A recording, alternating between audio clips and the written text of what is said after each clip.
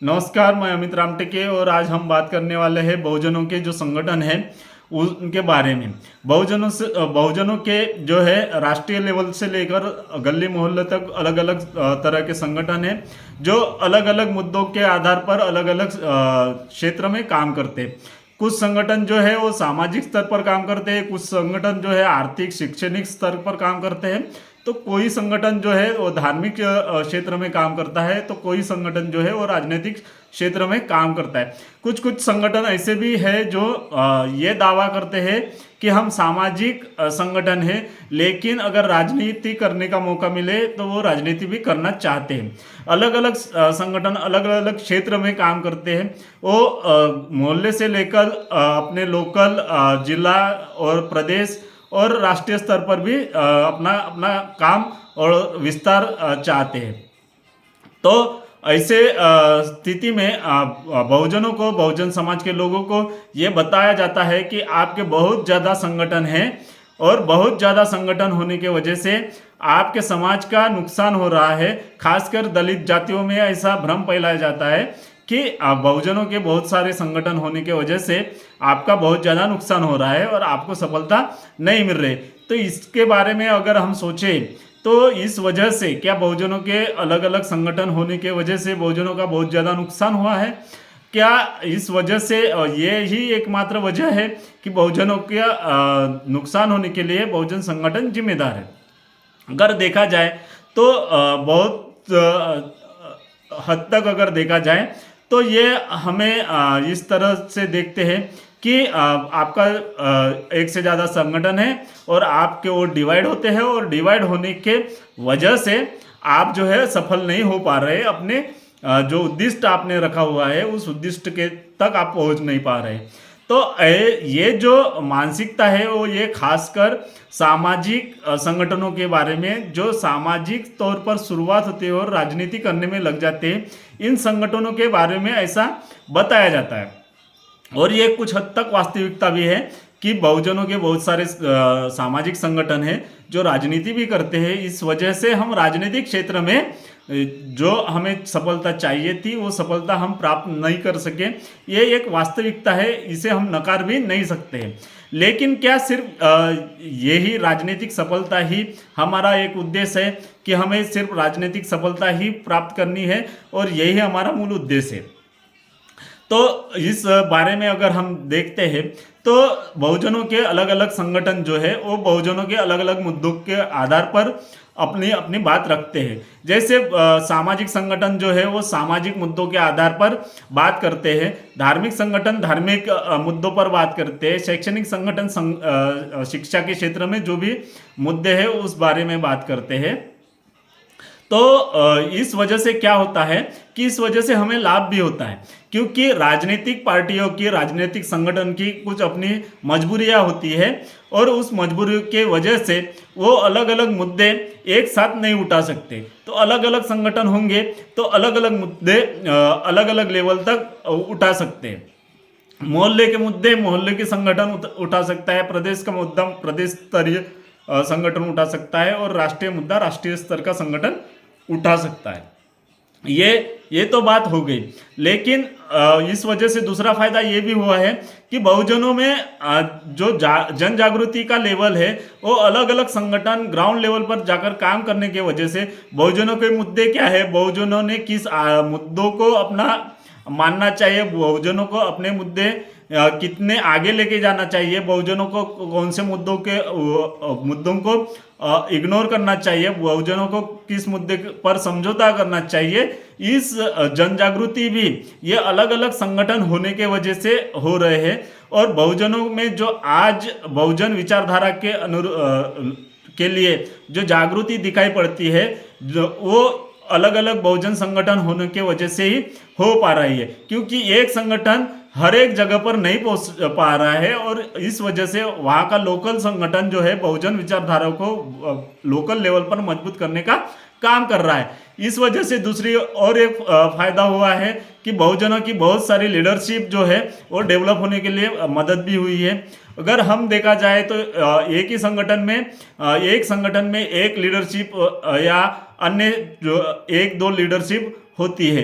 लेकिन अलग अलग संगठन होने की वजह से, बहुत सारे संगठन होने की वजह से हमारी लीडरशिप भी बहुत ज़्यादा हो गई है, और इस वजह से बहुत ज़्यादा लीडरशिप होने की वजह से हमारा कोई भी मुद्दा जो है, जो हमसे रिलेटेड है, वो छूटता नहीं है। कोई ना कोई संगठन उसे लेकर आगे जाता है, और इसका जो फायदा होना है, इसका जो लाभ होना है, वो समाज को, बहुजन समाज को ही होता है। ये हो गई एक बात।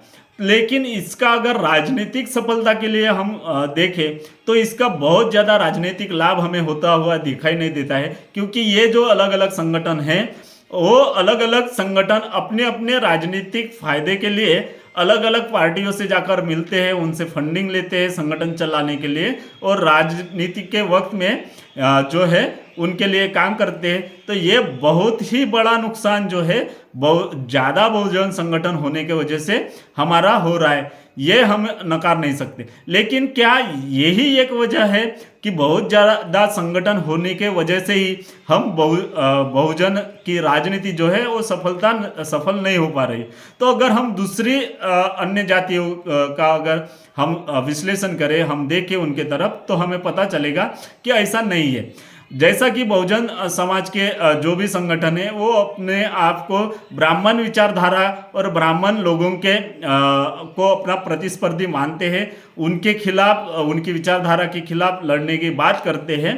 तो ऐसा हम अगर देखते हैं कि ब्राह्मण समाज जो है वो बहुजनों से भी बहुत ज़्यादा अनुपात में कम संख्या में है, वो अल्पसंख्यक है, वो 2% भी नहीं है, और 2% समाज के तो सिर्फ एक ही संगठन बन सकता था। लेकिन ब्राह्मण समाज के अगर हम देखें तो गली मोहल्ले से लेकर राष्ट्रीय स्तर पर अलग अलग संगठन है, वो तो बहुजनों से ज़्यादा संगठन वो चलाते हैं और सफल भी हो पाते हैं। तो ऐसा क्यों होता है, ये भी हमें सोचने चाहिए कि ब्राह्मणों के संगठन जो है वो सफल होते हैं और बहुजनों के संगठन जो है असफल होते हैं। इसका मेन कारण क्या है?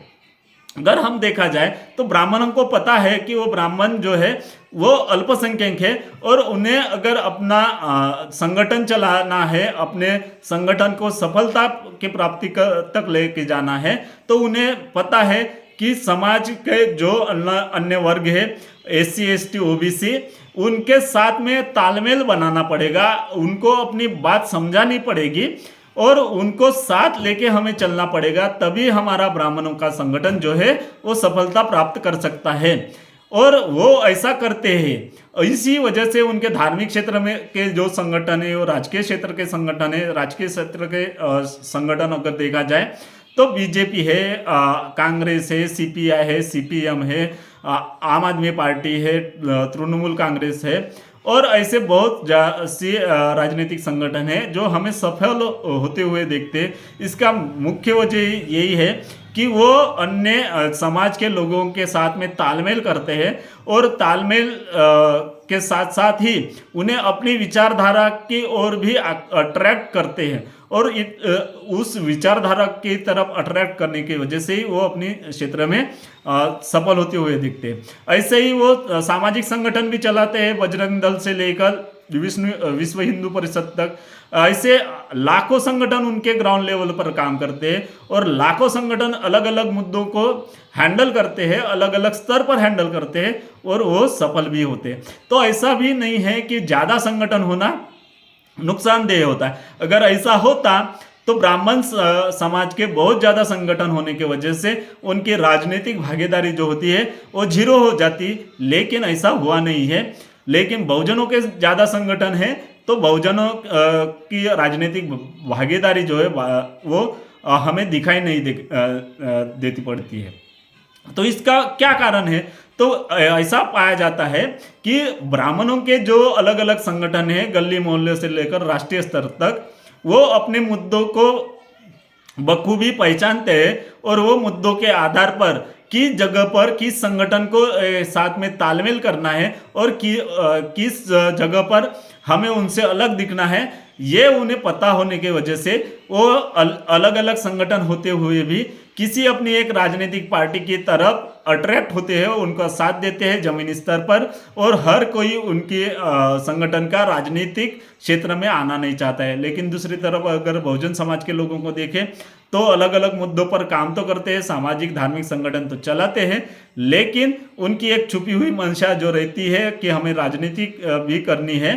तो इस वजह से वो जो है वो अपनी राजनीति करना चाहते हैं, राजनीतिक पार्टी दूसरी राजनीतिक पार्टी को समर्थन नहीं देना चाहते, बहुजनों की राजनीतिक पार्टी को समर्थन देना नहीं चाहते हैं, और इस वजह से बहुजन पार्टियां जो है वो नुकसान में दिखाई पड़ती है। ये थी मेरी राय, आपकी राय क्या है आप भी बता सकते हैं। और आप इस मुद्दे को जो बहुत ज़्यादा संगठन है इस वजह से कितना नुकसान हुआ है ये आप कैसे देखते हैं, ये आप भी बता सकते हैं। जय भीम, नमो बुद्धाय, जय भारत, जय महाराष्ट्र।